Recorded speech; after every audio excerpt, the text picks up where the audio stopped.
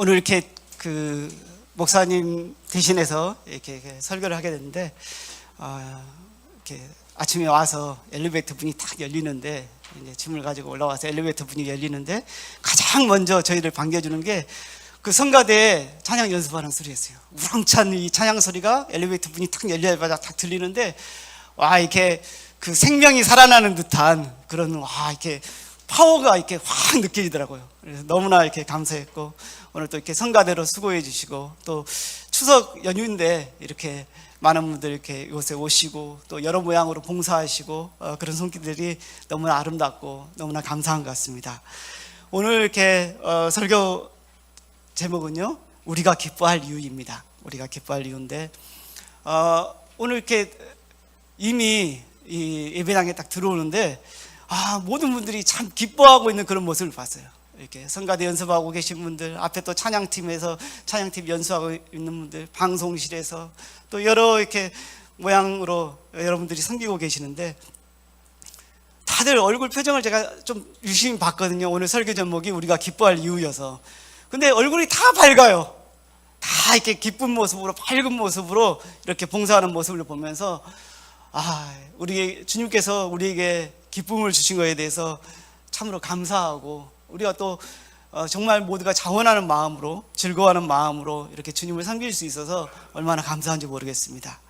오늘 이렇게 오늘 또 이렇게 특별히 여러분들에게 한 가지 제가 기도 부탁을 드리고 싶은 게, 우리 이렇게 추석 연휴기도 하는데, 오늘 터키 시간으로는 오늘 오전, 그리고 한국 시간으로는 오늘 오후 3시 이후에 이제 시간들이 되는데, 저희 이집트에 이렇게 홀로 남겨놓고 온 그 하나라는 이집트 사역자가 오늘 이렇게 그 비자 연장 인터뷰를 해요. 이렇게 정말 이렇게 사람들이 다 객관적으로는 힘드는데 이렇게 힘들 것 같은데, 사실 작년에는 힘들 것 같은데가 아니라 불가능해, 이렇게 이번이 마지막이야, 이렇게 사람들이 많이 생각했는데, 그 모든 사람들의 예상을 깨고 이렇게 1년 이렇게 연장을 받았어요. 그래서 연장을 받아서 참 이렇게 감사했는데, 주님께서 또 한 번 주님의 일들을 행해 주시기를 위해서 기도해 주시면 감사하겠습니다. 이따 이렇게 함께 기도하는 시간을 갖겠습니다. 오늘 본문 말씀은요, 로마서 8장 14절에서 18절 말씀인데요, 우리 한 목소리로 함께 읽어보도록 할까요? 시작. 무릇 하나님의 영으로 인도함을 받는 사람은 곧 하나님의 아들이라. 너희는 다시 무서워하는 종의 영을 받지 아니하고 양자의 영을 받았으므로 우리가 아빠, 아버지라고 부르짖느니라. 성령이 친히 우리의 영과 더불어 우리가 하나님의 자녀인 것을 증언하시라니, 자녀이면 또한 상속자, 곧 하나님의 상속자요 그리스도와 함께한 상속자니, 우리가 그와 함께 영광을 받기 위하여 고난도 함께 받아야 할 것이니라. 생각하건대 현재의 고난은 장차 우리에게 나타날 영광과 비교할 수 없도다. 아멘. 감사합니다. 저는 이게 파워포인트에 글자를 이렇게 일렬로 쫙 해서 보냈는데, 이렇게 그 뒤에서 작업하시면서 이렇게 문단을 정말 읽기 쉽게, 또 의미가 읽으면은 쏙쏙 들어오게 이렇게 탁탁 끊어주셔가지고, 그것도 참 감사한 것 같아요. 센스가 보통이 아니십니다. 오늘 이렇게 말씀을 보면은 로마서에서 오늘 말씀을 이렇게 뽑아봤는데요, 그 사도 바울이 로마서를 썼잖아요. 다음 페이지를 보시면은 사도 바울이 그러면 왜 로마서를 썼을까, 이렇게 잠깐 말씀을 좀 드리고 싶어요. 바울은 도대체 어떤 계획을 갖고 있었으며, 또 그분은 어떤 상태였을까 생각해 볼 수 있는데, 사도 바울은요, 저때 2차 전도여행을 이렇게 이제 마무리하는 그런 단계였어요. 이렇게 1차 전도여행을 이렇게 지금 소아시아, 투르키의 남쪽 부분에서 하고 이렇게 돌아갔다가, 이게 하나님께서 하시는 일들이 굉장한데, 우리가 지체할 수 없이 한 번 더 하자 해가지고 이렇게 더 다시 팀을 짜서 이렇게 더 넓은 지역을 이렇게 커버를 하고, 그러면서 특별히 이번에는 이제 소아시아를 넘어서 그리스 지역까지 이렇게 돌고 고린도까지 왔어요. 고린도까지 와가지고 그곳에서 예루살렘에서 이제 기근이 들고 사람들이 어렵다는 이야기를 듣고 이렇게 헌금을 했어요. 이방인 교회들, 이게 디아스포라 교회들, 흩어져 있는 이런 교회들에게 헌금을 모아가지고 예루살렘으로 가는 길인데, 바울은 느낌이 좀 이렇게 싸한 느낌이 함께 있었어요. 이번에 예루살렘 가면 뭔 일이 있을 것 같은데, 성령의 감동으로 그분한테 그런 감동들이 있었어요. 이게 이번 여행이 보통 여행이 아니겠구나라는 생각이 있고, 또 그분의 마음 한편으로는 이렇게 주님께서 땅끝까지 복음을 전해라고 하셨잖아요. 근데 당시에 로마가 이렇게 지중해 일대를 지배하고 있는 그런 시대였기 때문에, 이렇게 땅끝이라고 하면은 로마가 이렇게 마지막으로 이렇게 지배하고 있는 땅끝 스페인을 생각을 했어요. 그래서 다음번 선교여행 때는 스페인을 가야지, 다음번에는 스페인까지 가서 복음을 전해야지, 이런 이제 생각을 하고 있었어요. 그러면서 이번에 로마를 들렸어야 되는데 로마를 못 들리는구나. 이번에는 예루살렘에 갔다가 다음번에 내가 로마를 들려서 스페인을 가야겠다 하면서 로마에 편지를 써서 보냈어요. 내가 다음번에 로마 들려서 이렇게 스페인에 가려고 하니까 준비 좀 잘 해주십시오 하면서 이렇게 서신을 보냈고요.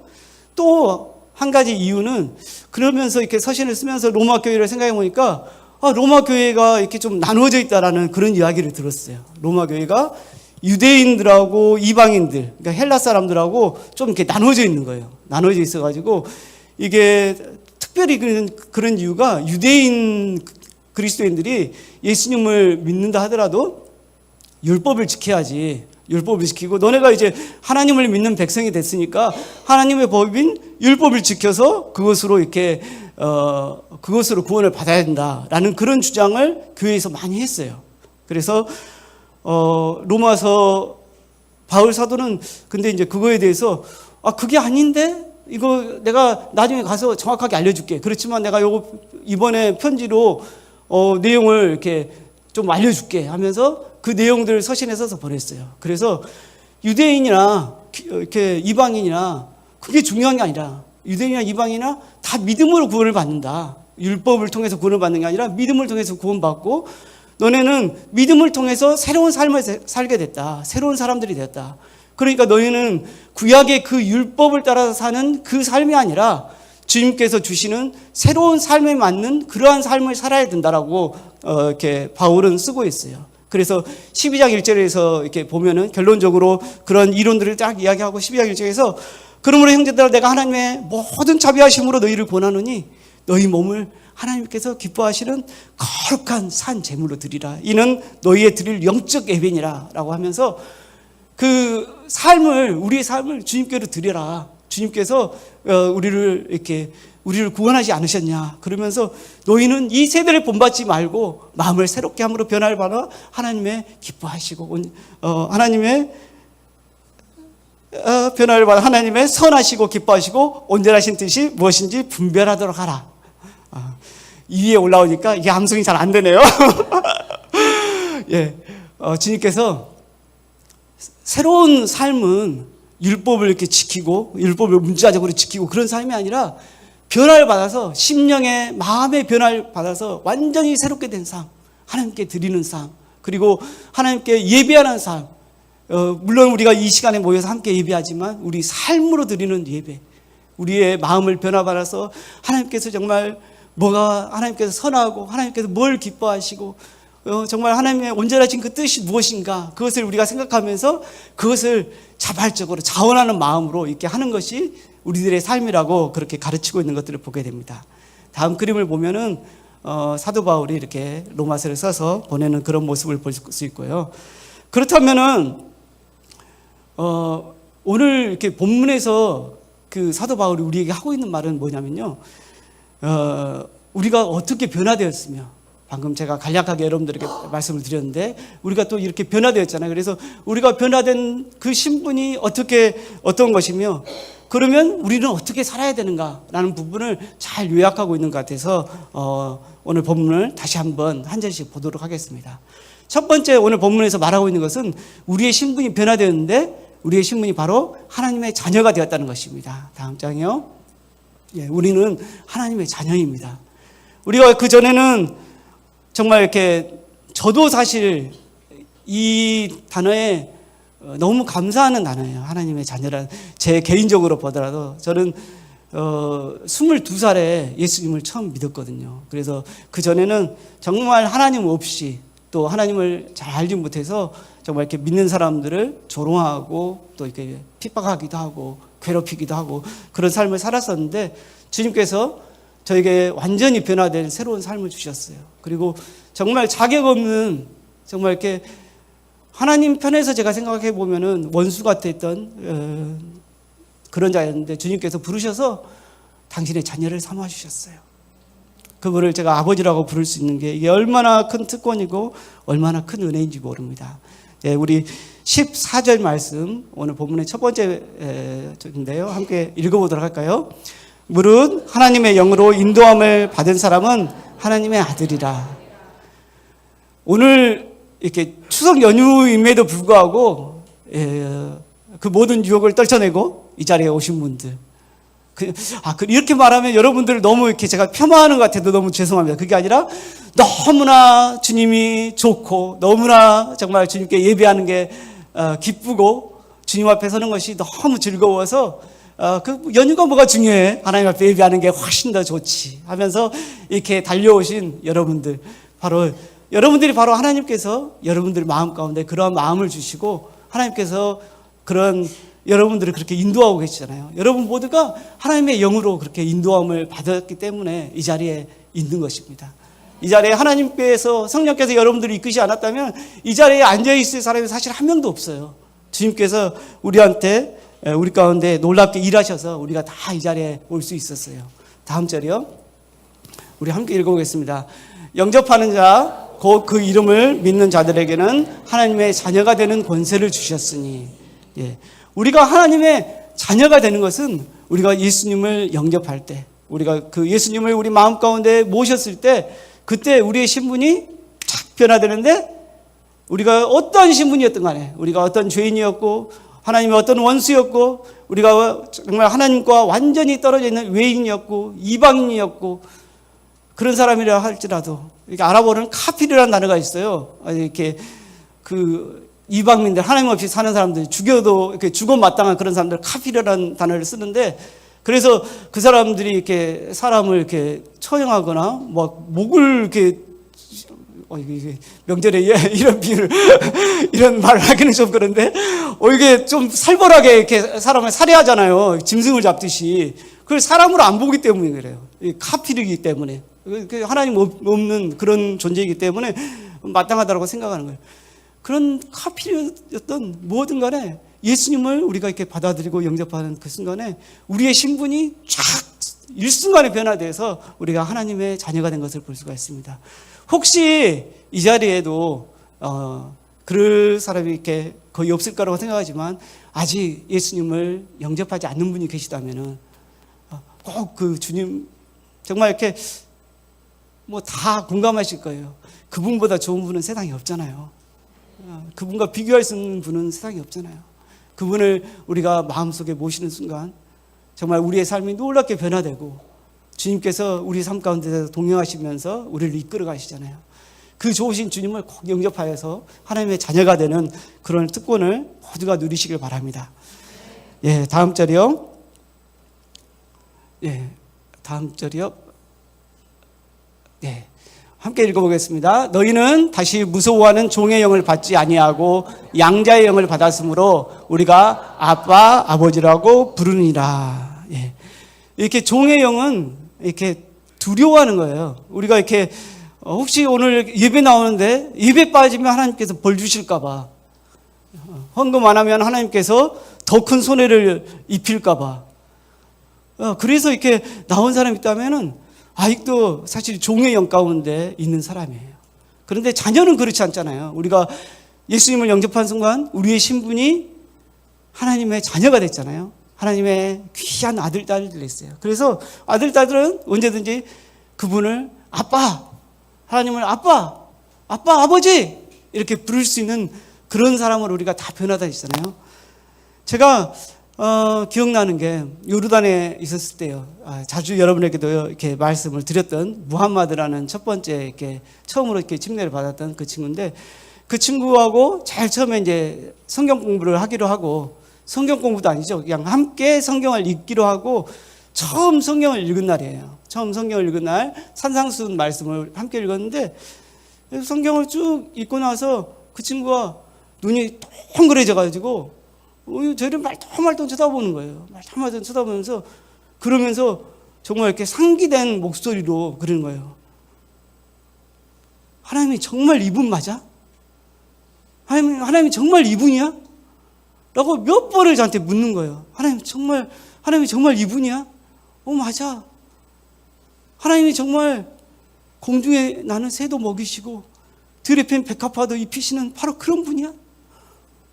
맞아. 그분이야.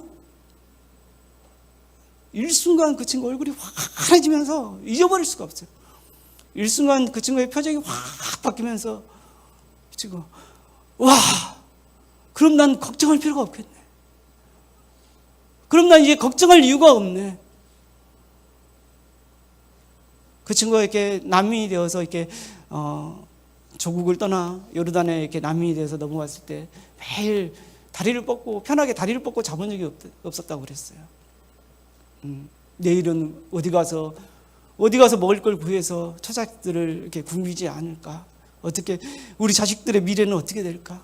쟤네들의 학교는 어떻게 다닐 수 있을까라는 그런 걱정, 근심에 매일 짓눌려서 하루도 편하게 다리 뻗고 자본 적이 없었는데 하나님께서 먹이고 입히시는 이런 좋은 분이라는 것을 그 친구가 말씀을 통해서 깨닫는 순간 그 친구의 삶이 완전히 변화됐어요. 다음 그림이요. 이게 백합화입니다. 혹시 백합화니까 이렇게 꽃이 하얀색일 거라고 이렇게 우리 백합이 이렇게 릴리하면 하얀 백합 생각하잖아요. 여러분 이스라엘의 중동의 이렇게 중분동 지역을 돌아다녀 보십시오. 하얀 백합은 정말 찾아보기 힘듭니다. 하얀 백합은 없어요. 근데 성경에는 들에 핀 백합화를 보라 그랬잖아요. 그냥 들풀이에요. 여기 그냥 들녘이잖아요. 저기가 어디냐면 라우디게아 교회예요. 그 성경에 나오는 라우디게아 교회 그쪽 터에 갔는데 그냥 아무것도 없는 허거 들판에 이렇게 빨갛게 꽃들이 쫙 펴 있어요. 빨갛게. 이게 이스라엘도 마찬가지예요. 봄에 이렇게 봄에 저 꽃들이 저렇게 화려한 기간이 길지는 않아요. 그래서 타이밍을 잘 맞춰야 볼 수 있는데 그 기간에 가면은 정말 이렇게 들에 빨간색만 있지 않아요. 보라색도 있고 파란색도 있고 가끔 흰색도 있고 여러 가지 다양한 색들이 있는데 빨간색이 제일 많아요. 이렇게 빨갛게 들녘을 물드는 너무 아름다운 이런 꽃을 볼 수가 있습니다. 그래서 사실 예수님이 그랬어요. 솔로몬의 모든 영광으로도 이 꽃만 갖지 못하다고. 너무 아름답잖아요. 그런데 저렇게 꽃들을 하나님께서 이렇게 입히신다고 성경은 이야기하고 있습니다. 당시에 그림 지어주시다 이거요. 당시에 이렇게 로마 교회에서는 예수님을 이렇게 믿으면서도 할례도 꼭 받아야 되고 율법도 꼭 지켜야 되고 그래야만 구원을 받는다고 그렇게 가르치는 유대인들이 많이 있었기 때문에 이 사람들은 예수님을 믿음에도 불구하고 이것도 해야 되는데 저것도 해야 되는데 율법에서 이렇게 기록한 것들이 굉장히 많잖아요. 그걸 이렇게 다 지키기가 굉장히 어려워요. 요즘 지금도 유대 이렇게 여러분 많이 이야기를 들으셨을 거예요. 이스라엘 가면은 이렇게 안식일 날 되면은 엘리베이터 버튼도 못 누른다고. 그래서 엘리베이터가 매 층마다 이렇게 쓴다는 그런 이야기를 하잖아요. 얼마나 불편해요, 인생이. 하나님을 이렇게 믿는다고 하면서 그 법들을 다 지키기 위해서 이게 잘못해서 실수로 이렇게 버튼이라도 누르면은 이거 어떻게 속죄할 건가? 이 죄를 어떻게 하나님 앞에 갚을 건가? 이걸로 인해서 하나님께서 나를 이렇게 벌하시고 징계하시면은 내가 어떻게 될까? 그게 너무 두려워서 그걸 못 하는 거예요. 근데 예수님을 믿는 믿음에도 불구하고 로마 교회 가운데 그런 사람들이 많이 있었다는 거예요. 그래서 그거 아니다. 유대인이나 이방인이나 그거 아무 중요한 게 아니다. 오직 믿음으로 구원을 받는 것이고 믿음으로 우리가 자원함으로 기뻐함으로 감격해함으로 감사함으로 하나님께 드려지는 우리의 삶을 드리는 것, 그 삶을 주님께서 받으신다라고 바울은 계속해서 고쳐서 이야기를 하고 있는 겁니다. 다음 장이요. 에베소서에서도 바울은 이렇게 편지를 했어요. 에베소 교회에 너희가 그 은혜에 의하여 믿음으로 말미암아 구원을 받았으니 이것이 너희에게서 난 것이 아니에요 하나님의 선물이라.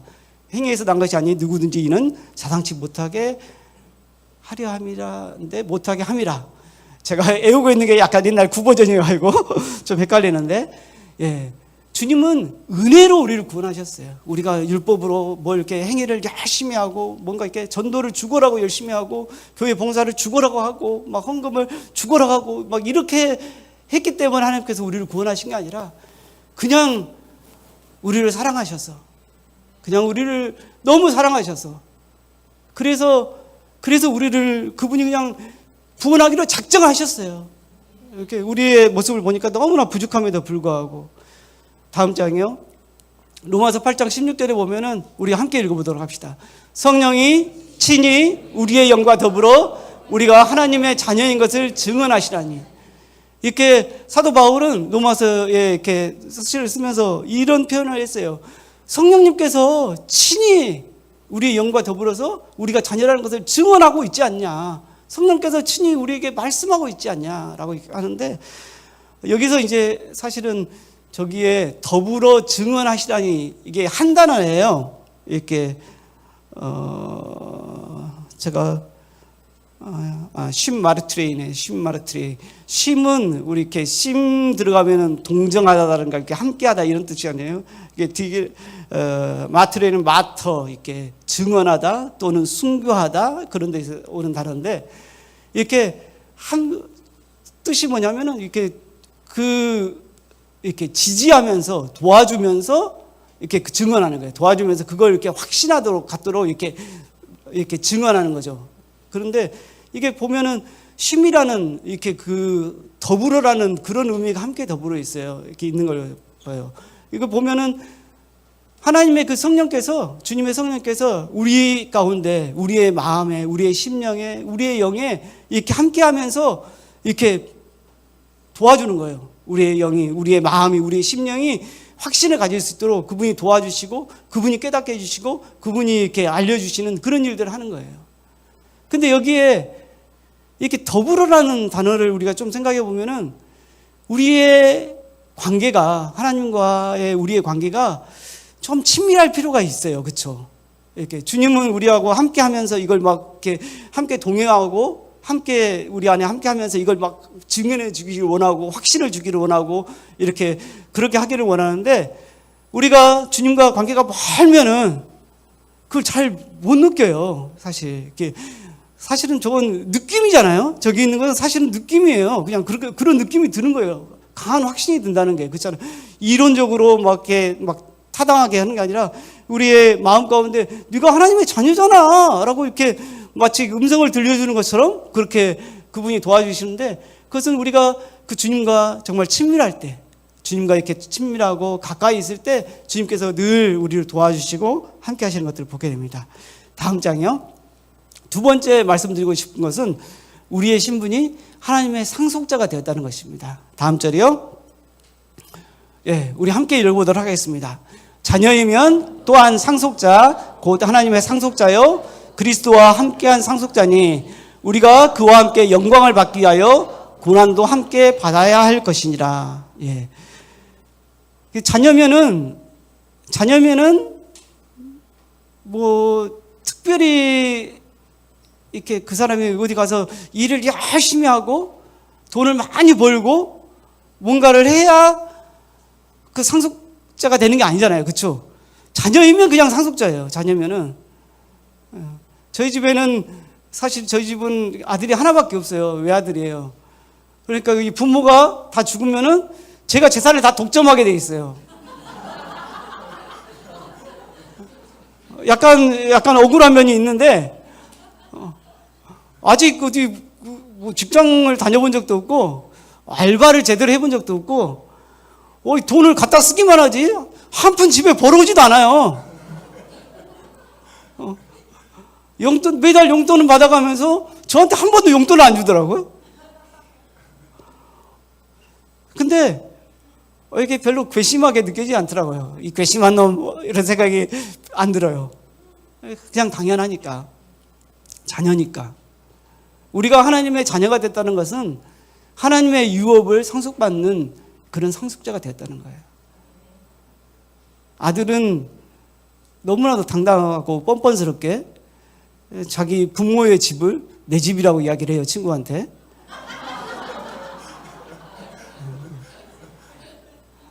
분명히 법적으로 이렇게 어두운 서류에도 자기의 이름이 없는데도 불구하고, 자기가 그 집에 어떤 명의도 찾아볼 수가 없음에도 불구하고 우리 집에 놀러 와. 내 집에서 이렇게 뭐 하자.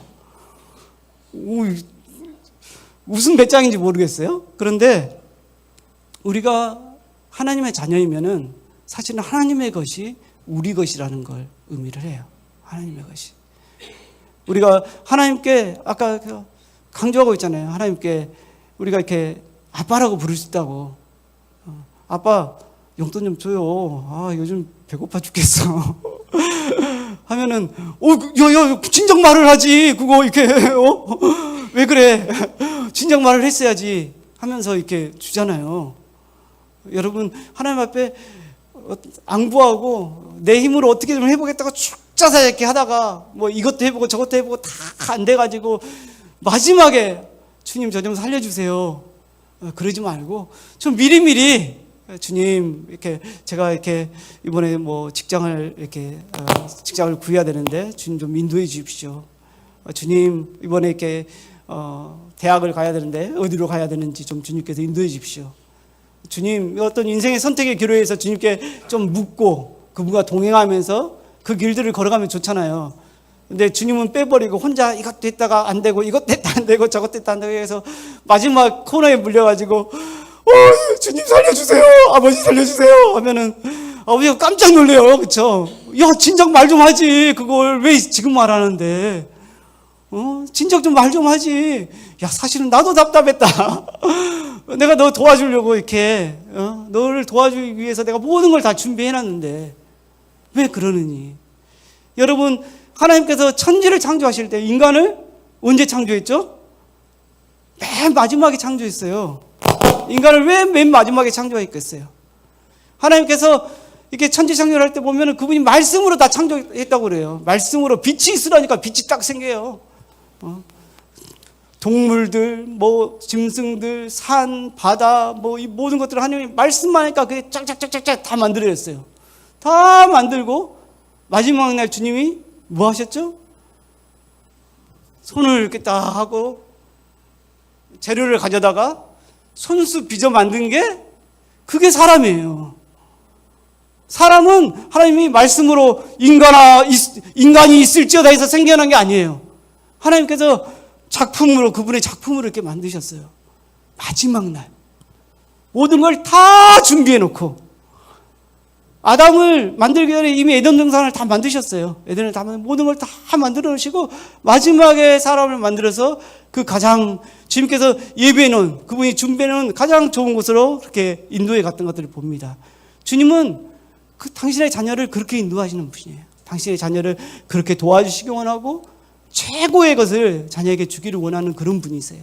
그래서 우리가 그 주님을 생각하고 마지막에 그냥 고아처럼 이렇게 주님 없이 고아처럼 살다가 마지막에 주님께 구할 것이 아니라 우리가 매 순간 그분과 이렇게 동행하면서 그분을 구했으면 좋겠습니다.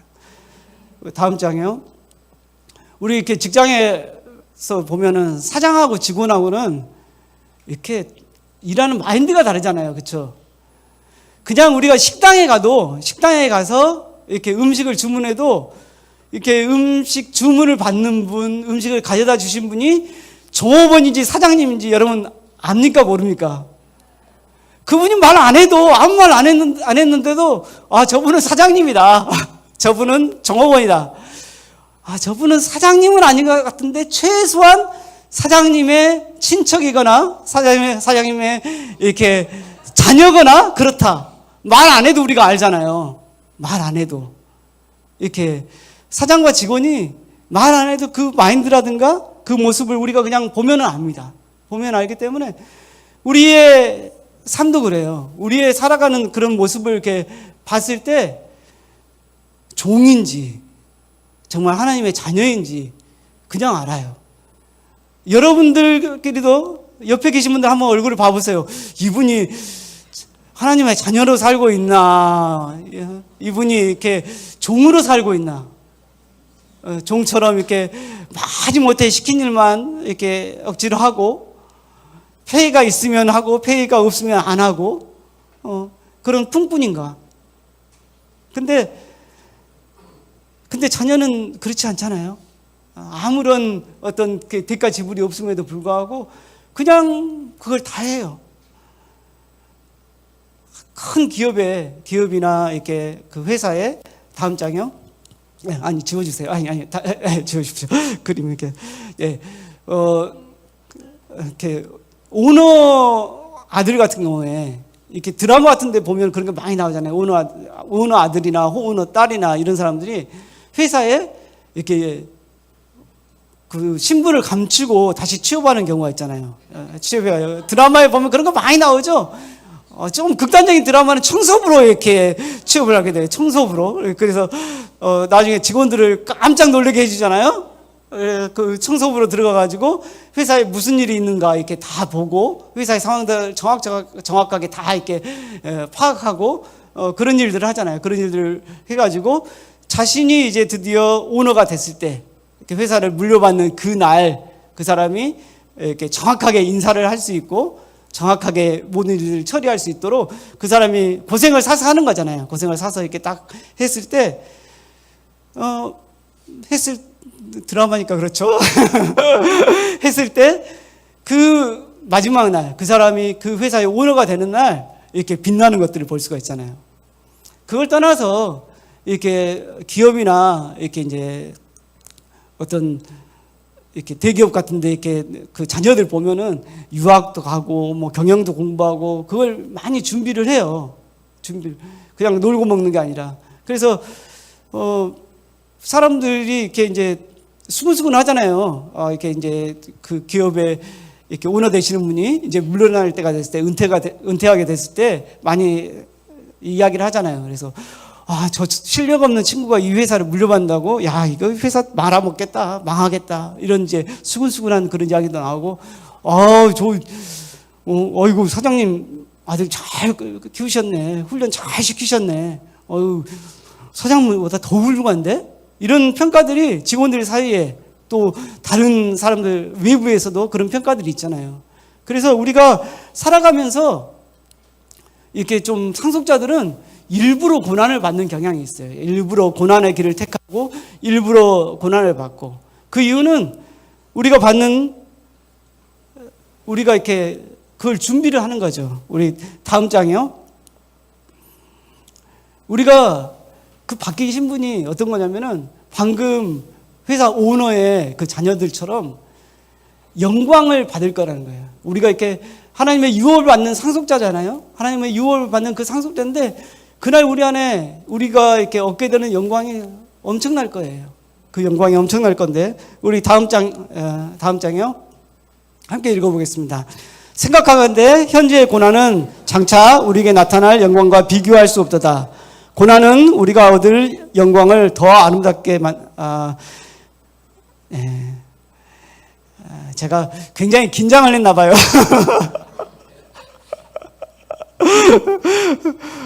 제가 굉장히 원고를 읽었습니다, 방금. 제가 굉장히 원고는 읽으라고 이렇게 쓰는 게 아니라 애우라고 쓰는 건데 사실 이제 다른 교회에 이렇게 설교를 하러 가면은 딱 설교만 하면 돼요. 이렇게 설교만 하면 되는데 오늘 이렇게 막 와가지고 중간에 이렇게 어느 타이밍에 들어가서 이렇게 멘트를 해야 되고 어느 타이밍에 올라가서 기도를 해야 되고 막 이렇게 머릿속에서 이렇게 막 메모를 했는데 이게 상당히 여파가 있습니다. 예. 그렇습니다. 이렇게 우리가 이 땅에서 이렇게 고난을 받게 되잖아요. 우리가 하나님의 자녀가 됐음에도 불구하고 우리가 고난을 받아요. 고난이 없는 게 아니잖아요. 근데 우리가 이렇게 받게 될 그 고난이 이렇게 나중에 그날 정말 하나님께 받게 될 그 영광하고 비교를 했을 때 그걸 비교할 수가 없다는 거예요.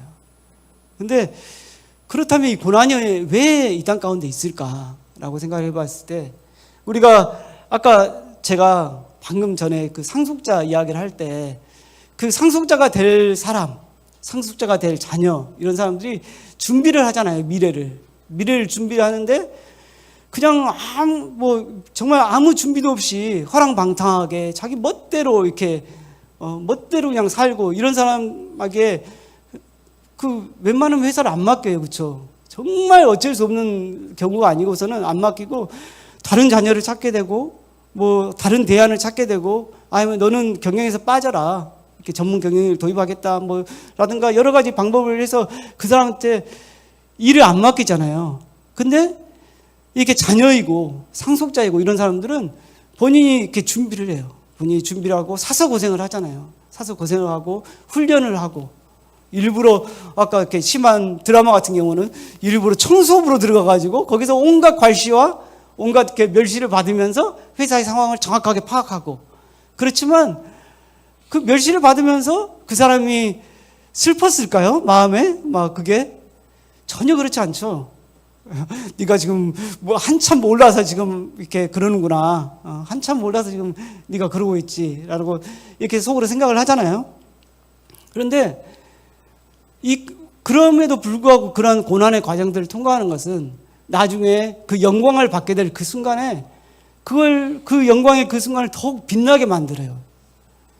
그래서 우리가 이 땅에서 그 겪는 고난은 사실 우리가 받게 될 영광을 더 빛나게 만드는 그런 도구가 됩니다. 그래서 주님께서 우리에게 그런 고난을 허락하시기도 하죠.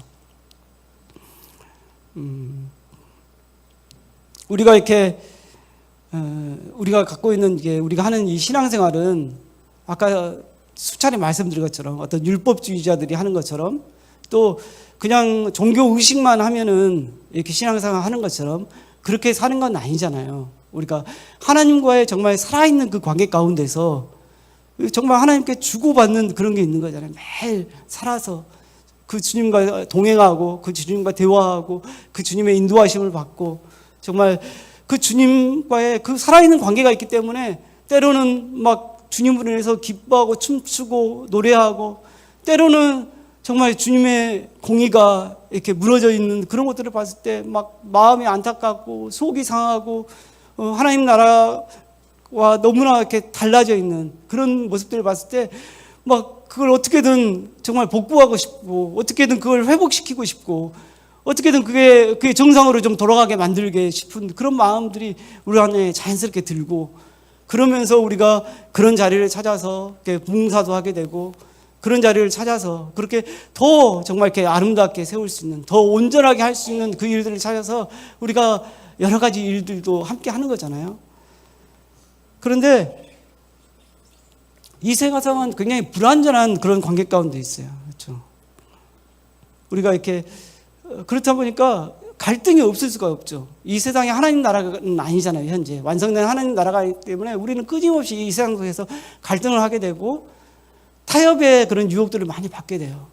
저도 사실은 이제 오랫동안 직장 생활을 했어요. 이렇게 제가 이렇게 그 전에 또 실험실이나 이런 데서도 이렇게 생활을 하고 그러면서 참 유혹이 많았던 것 같아요. 유혹도 많고 타협하고 싶은 그런 부분도 되게 많고 이것까지 어디까지를 정말 이렇게 믿음을 지켜야 되는 영역인지 어디까지 믿음으로 해야 되는 그런 영역인지 그런 부분에 대한 갈등을 늘 겪으면서 사회생활을 하게 되는 것 같아요. 직장에서 사업을 하시는 분들은 어떤 방법들을 사용할 때 이게 과연 정말 하나님께서 기뻐하시는 방법인가? 이 방법까지는 내가 써도 되는 건가? 이런 갈등들이 늘 있게 돼요. 좀 이렇게 극단적인 예로 이렇게 이제 요즘은 좀 덜하겠는데 과거에는 정말 술자리에서 굉장히 많은 일들이 일어났어요. 어디 가서 사업을 따려고 해도 그곳에 있는 아는 분들 미리 찾아가서 술자리를 함께 하고 거기서 이렇게 그분들을 좀 부어 삼고 이렇게 잘 해드리고 좋은 양주도 좀 선물하고 저희처럼 IT 쪽에서 일하는 사람들은 노트북에 좀 최신형 뽑아드려야 되잖아요.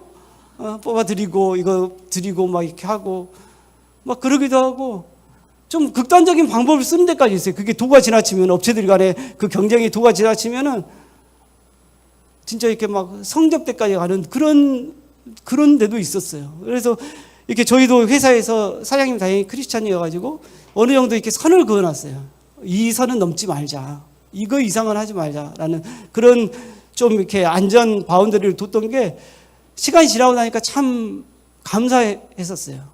왜냐하면 나중에 좀 문제가 됐던 게 있어요. 저희하고 이렇게 경쟁을 했던 업체인데 그 사업을 땄어요. 이렇게 약간 부정한 방법으로 해서 사업을 따서 수년간 사업을 했는데 결국은 나중에 이제 그 일들이 밝혀져서 문제가 돼가지고 거기에 관련된 사람들이 다 이렇게 사직을 당하고 그 회사도 퇴출을 당하고 하는 그런 일들을 이렇게 보게 되기도 하거든요.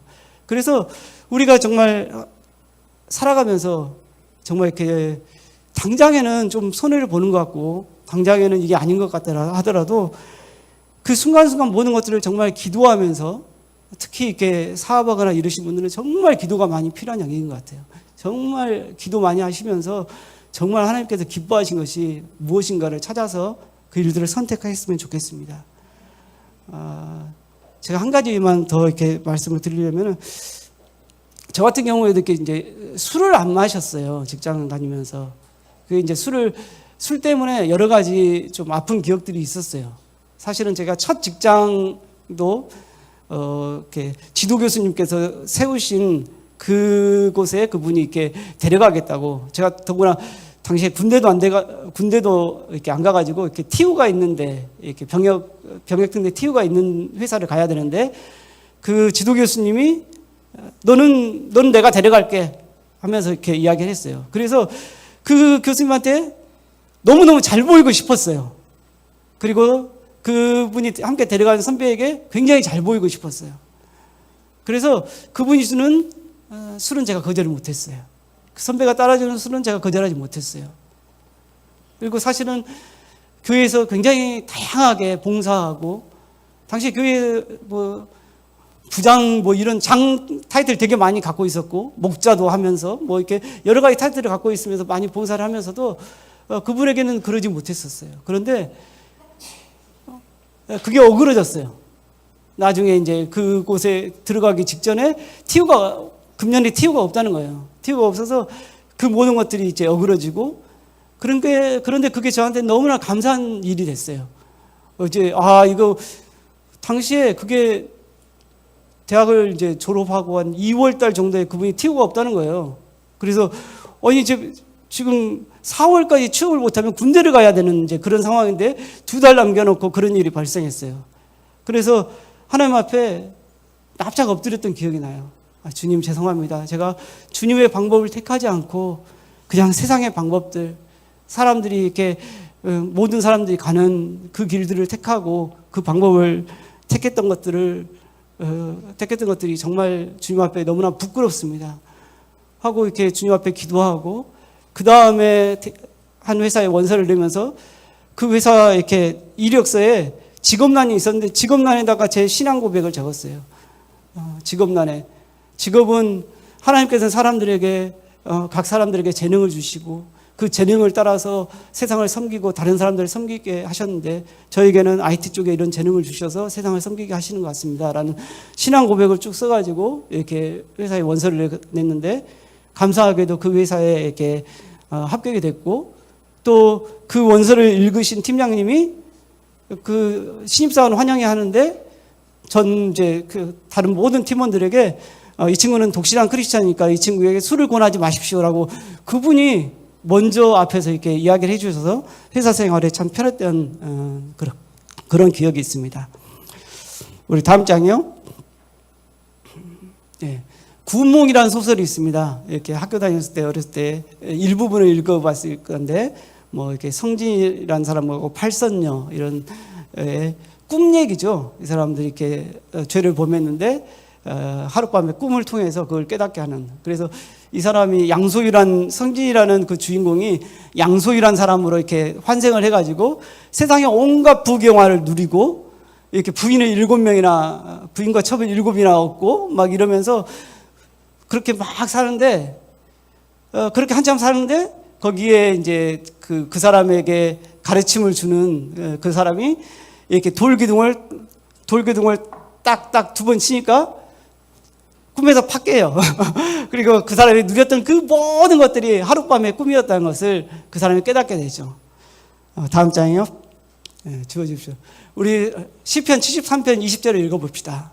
주여, 사람이 깬 후에는 꿈을 무시함 같이 주께서 깨신 후에는 그들의 형상을 멸시하리이다. 예. 우리도 마찬가지예요. 우리가 이 땅에서 여러 모양으로 살아요. 여러 모양으로. 성공하기도 하고, 실패하기도 하고, 뭐, 이렇게 고난 가운데 살기도 하고, 막 편안함 가운데 살기도 하고, 여러 모양으로 우리가 이 땅을 살 수가 있어요. 근데 주님께서 딱 하면은 깨는 거예요.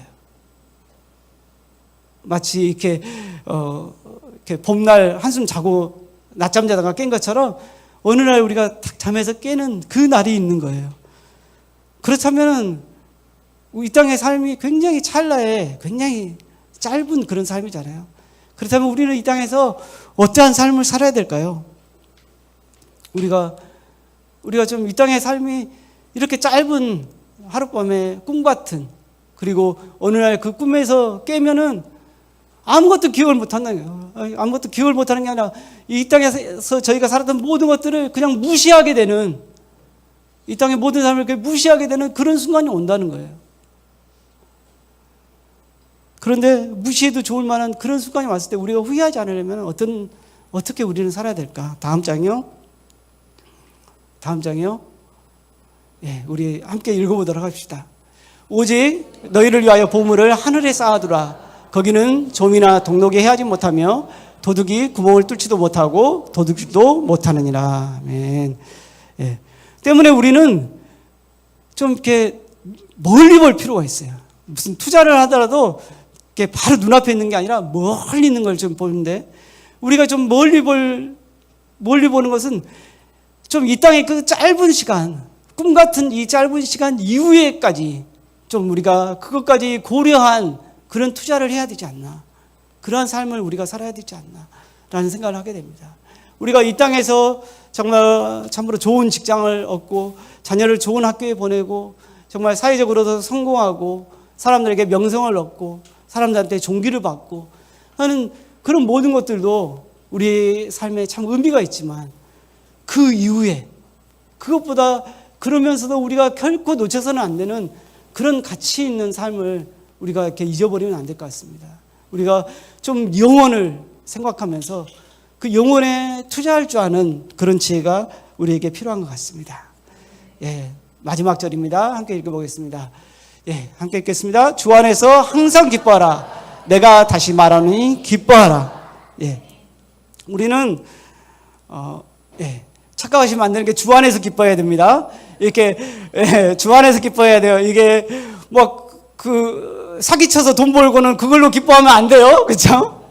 주님 안에서 우리가 이렇게 주 안에서 우리가 주님 안에 있을 때는 때로는 그 안에서 우리가 이렇게 고난 가운데 있는다 할지라도, 때로는 우리가 생각한 대로 환경이 열리지 않는다 할지라도, 때로는 우리가 계획한 대로 일이 진행되지 않는다 할지라도, 내가 주님 안에 있는 것이 확인되면은, 내가 오늘도 주님과 동행하는 삶을 살고 있다면은, 오늘도 제가 주님께 기도하고 또 주님께서 내 삶을 인도해 가고 있다라면은 우리는 기뻐하지 않을 이유가 없어요. 우리는 기뻐하지 않을 이유가 없어요. 그래서 여러분 모두가 주님과 이렇게 동행하면서 정말 주님께서 우리에게 주시기 원하는 그 모든 것들을 다 누리셨으면 좋겠어요. 세상 모든 것들을 창조하시고 우리에게 그 모든 것들을 누리도록 마지막에 우리를 창조하신 주님, 세상을 얼마나 사랑하셨으면은 독생자 예수 그리스도를 내어주기까지 사랑하신 주님, 우리를 도대체 얼마나 사랑하셨으면은 정말 친구를 위하여 생명을 내주는 것보다 더 큰 사랑이 없다고 했는데, 그 사랑을 실천하신 예수님, 우리가 그분들의 사랑과 그분들의 은혜 가운데 있기 때문에 우리는 충분히 기뻐할 수 있는 것 같습니다. 우리 좀 기도하는 시간을 갖겠습니다. 우리 이렇게 좀 말씀을 생각